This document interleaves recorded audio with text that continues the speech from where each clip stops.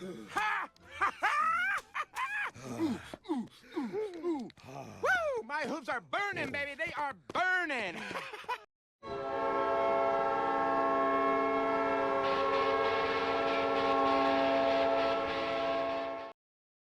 All right, now don't get me wrong. Tonight wasn't a perfect win. Again, the Jets haven't played a complete perfect game, but does that matter when you finally show up and you score 6 goals? I don't think so. What's going on, Jets fans? Welcome back to another game recap reaction for Game 5 of the 2021-2022 season, where the Winnipeg Jets defeat the Nashville Predators by a score of 6-4, even though it should have been 6-3, but they had to let Nashville's power play score them twice in the same penalty kill, and we'll get to that a little bit further down the line. But if you haven't already subscribed, make sure to do so. I always say subscribe regardless of the team that you root for, because I believe that if you surround yourself with more perspective from around the league, different fan bases, it can help you grow your hockey knowledge. So regardless of the team that you root for, definitely drop a subscription. And with all that being said, let's move into this game and talk about the first period, because I really like the first period. As you guys saw by that video intro, I hope you guys are enjoying those video intros. I'm going to keep trying to roll them out as best as I can, thinking of movie scenes. So if you guys ever have a suggestion for a scene coming up to the upcoming game, if we win or whatever, leave your comments below and I'll definitely give you credit if I think it's funny and I use it. So yeah, I always love interacting with you guys down there. So share any video intros that you think would be funny to do in case for a coming up matchup. With all that being said, though, the Preds scored pretty quickly into this game. Colton Sissons comes in and scores a minute 15 into the first period, and I was like, oh shit. You know, what's going to happen here? And before I can, let me take off my glasses. The ring light glare is getting a little annoying, but either way, I thought that would be a little bit of nervous. You know, I was like, oh, that's not a good start. You know, I want them to start the game good for once. And after that, Adam Lowry with a beautiful, beautiful goal, tucks it in, I believe 5-hole on Saros, and oh, that was beautiful. I love that goal. That was so good. And Adam Lowry to score it too. He had a great game tonight, and that kind of brings me to the whole constant of this game. I loved every single forward line tonight. Every single line was awesome. The top line with Connor, Dubois, and Svechnikov was beautiful. It was better than what we saw last game, and last game was already awesome. And not to mention that second line tonight was great. Paul Stastny finally arrived this season. He has been struggling a little bit, not being terrible, but definitely showing a little bit of that age that has crept up on him the last couple of seasons. But tonight he was great.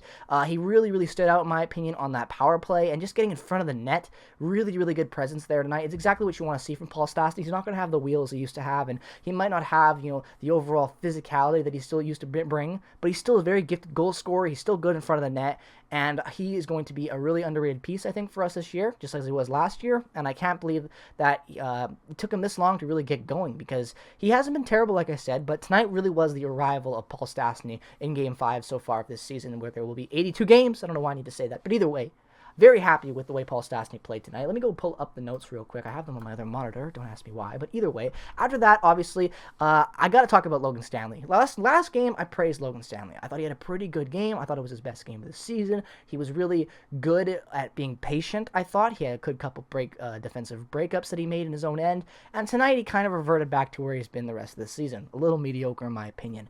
In the first period, Stanley, be patient, man. Just for once. Like, you did a really good job of that last game. You held the puck for a couple looks and made the right play.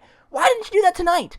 I'm tired of Logan Stanley just having this bomb shot, get a point shot, have an open lane, walk it in, and bam! Wide of the net. Every time. It's getting frustrating at this point. The guy is more inaccurate than anything I've seen in a long time with a Winnipeg Jets defender, and we've had some pretty bad defenders. Like, I just don't understand it. He's got such a good shot. I know the vision's there, and I know that the offensive side of his game is there because it's been in there in the juniors. So why is he so inaccurate at the NHL level? I have no idea. I really hope he can get that under control, because either he's taking too much time and shooting wide, or shooting immediately when he doesn't need to, and it goes wide either way. So I don't know what's wrong with Stanley there, but he wasn't as great defensively either tonight. So like I keep saying, if Stanley's going to struggle, I think Ville should come in and play. We should just see how Ville looks. You know, I don't think there's anything wrong with plugging out a young defender in Stanley for another young defender in Heinola. Obviously, Heinola has been pretty damn good with the Moose so far as well to start their AHL season. But as a collective, I think Stanley needs to be better still. He was good last game, and then he, came back to a little bit to where he was at the start of the season. Not terrible, but still needs to be better in my opinion. But other than that, I thought that the defense tonight was perfect. Nate Schmidt, ladies and gentlemen, I told you all when he was traded to the Jets, the moment that went down, that he was going to have a bounce-back season, and holy crap has he. If I'm not mistaken, Nate Schmidt has 7 points, I believe, on this season. 7 points. No, 6 points, excuse me. He hasn't had a goal yet. Let me double check. I'm pulling it up because I want to make sure I am very accurate. 6 points in 5 games for Nate Schmidt. All assists, obviously, but that doesn't matter because a point's a point, and the guy is making perfect plays, great reads. Last game, he had that awesome slap pass to Kopp for that tip-in that ended up being the game winner, and he was great tonight. Schmidt was everywhere. Kyle Connor as well, fantastic. Jomo be looking good, and Neil Pionk. I had a little conversation with Zachary Nolan during, I believe, the first intermission, where we both kind of said, Pionk hasn't been the most impressive this season. He hasn't been terrible, but he doesn't look like that number one guy he was last year. And the reason why I think that, and I told Zach this, was because I think it's because the pressure has been taken off of him. He doesn't have to be everywhere all the time, offensive-wise, when he's on the ice now, because he's got so many other good two-way guys that have offensive game. Josh Morrissey's had a really good start to this year, and he's bounced back offensively. Nate Schmidt as well has bounced back offensively. And now that you have Neil Pionk, who's already an offensive gem, you have 3 really good defenders to kind of share that workload in the top 4. And I think that's really, really beneficial for Neil Pionk's game. He doesn't need to be everywhere at once. He can work on the defensive side of his game a little bit more. And I think that's going to really help the overall team makeup just get better as the season progresses. I think that's going to be really important.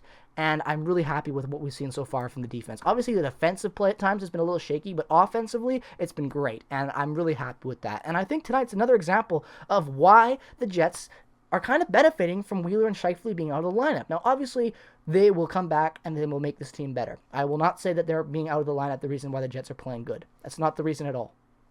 The reason why the Jets are playing better with them out of the lineup is because they're shuffling the lines, getting new faces, new combinations that are working really well. When you keep a top line as stale as the Jets do from times, you don't get to have that creative ability within your forward core, and we're really seeing that benefit the Winnipeg Jets with those two guys being out. And I really hope that when they come back, maybe Paul Maurice will realize how dynamic his forward core is and that he can use everyone in different roles. And I think that that will really benefit the Winnipeg Jets. Like I've said before, Paul Maurice, the reason why I don't like him is because he does the same shit over and over again. The definition of insanity. If he can finally realize, with these 2 of his best players being out, because they are some of our best players, obviously Wheeler isn't what he used to be, but he's still a top 5 forward for this team, without a doubt in my opinion, you have a lot of balance and chemistry when those guys come back. You can really shuffle things around. You've got different line mates, combinations, things you can plug in anytime, and that can really help benefit this team going on in the season. If he doesn't do that and he puts everything back to the way it was and the Jets stumble again, that's when you get angry. And I don't understand how anyone that defends Paul Maurice could see that plan and see that happen and still defend him after that, because we're seeing how good all the Jets forwards are when you shuffle them around. We should keep doing that throughout the season, because let's be real, boy, was this a great game for the Winnipeg Jets. When you look at their offense tonight, so many guys having great games. Pierre-Luc Dubois having a night again, man, being fantastic, getting a lot of action. Obviously, Pierre-Luc Dubois scored that goal in the second period to open things up from Evgeny Svechnikov, who got his 2nd point of the season. Again, back-to-back nights getting points for Svechnikov, playing on that line. I think that's a really good example of why he deserves to be in the top 6. Obviously, a 2-game sample size, he doesn't determine anything, really. He doesn't automatically warrant him staying there for the whole season. But like I said in the first game, if he continues this up, he definitely has to, in my opinion. And I think you're really making he's really making a tough case, and that whole line is making a tough case to Paul Maurice about breaking them up when everything is back, because Connor Dubois and Evgeny Svechnikov have kind of been fantastic and the best line this entire season so far, 5 games in. Even with Scheifele and Wheeler being in the lineup, I think this has been the best lineup we've seen, and it better stay going into the rest of the game. Now, what I want to kind of end this off, even though I've kind of been going everywhere, because it's just such a nice game to finally score some goals and really be dominant with the forward core. They were really flying for a lot of it. I got to say, the PK was absolute trash. We're going to end it on the PK, because you might think it wasn't that bad, Jake. The penalty kill got lucky. A lucky break on that offside call in that 3rd period, because it was 6-4. Cousins gets a goal. Comes back to 6-3. Offside. Even though he made it, the Nashville player that got called offside made an amazing effort to stay. And I kind of wish he did, because it was just awesome. Like, he was so, like, inches, a hair.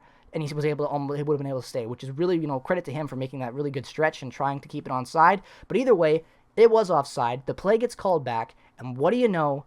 The Jets are 6-3, not that much time left. Let's just finish this penalty kill. We're good to go. The next play, puck drop. They score again, and it's 6-4. You get scored on twice on the same power play for Nashville. How do you do that? How do you get that lucky and then still blow it?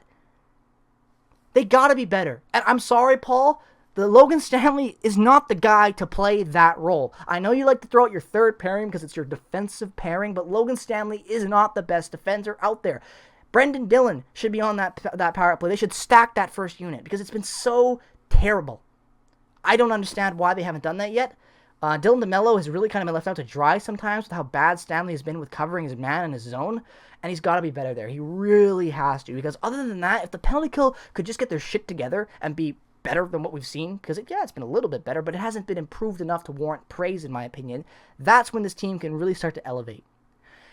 This is a really good step in the right direction, and thank God it is, because we had a bad start to the year. Then you have that Minnesota game, should have won it. Play good hockey, get kicked in the face, you blow it. Doesn't matter if you play 58 minutes of great hockey when you blow it in the final 2. You come into the home opener, you finally win one, you get the fans riled up, and then you come into today's game before you go on another road trip, and you kick ass, you score a ton of goals against a Central Division rival, and this, is my opinion, could be really where we see the Jets kind of take off. Obviously, there still are going to be a lot of concerns when Wheeler and Scheifele come back based on how we're going to shuffle the offense up, because it's been so deadly with them gone.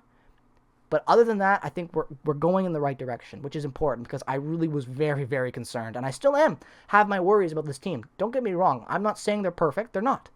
But this is a step in the right direction. With Scheifele and Wheeler out, I think that's a pretty good start. And the other guy I want to praise, even though I forgot to praise him last game, even though he was good, Nathan Beaulieu. Nathan Beaulieu in limited minutes, I love him. I'm being serious. Like, I hate when Nathan Beaulieu is given a big increased role like we saw last year and the year before. But Nathan Beaulieu as this extra defenseman has been really, really good for us. Nathan Beaulieu comes in today. He's 7 minutes of ice time. He's on the he was killing penalties basically the whole time, almost 3 minutes of that. Just really, really good. Comes in and he gets 3 block shots tonight. Really important, especially when the PK is struggling. I think Beaulieu's kind of been one of the shining lights of that penalty kill at times, really giving it his all. So if we keep playing that way, as Beaulieu is our defender, and the offense keeps playing the way it is, which I think it can, Jansen Harkin's looking good, and everything else with the depth, I think the Jets will be on a good strike going back towards that California road trip and everything coming up. Let me know your thoughts as always down in the comment section below. I hope you enjoyed this video. Make sure you comment if you're a Nashville fan what your favorite moment of the game was. Make sure you comment about the Jets fan. And if you're a fan regardless of the team that you root for and you're just watching this video by chance, let me know what you thought of the video. All that being said, peace, love, and positivity. Make sure to subscribe. Have a great rest of your night. And go Jets go.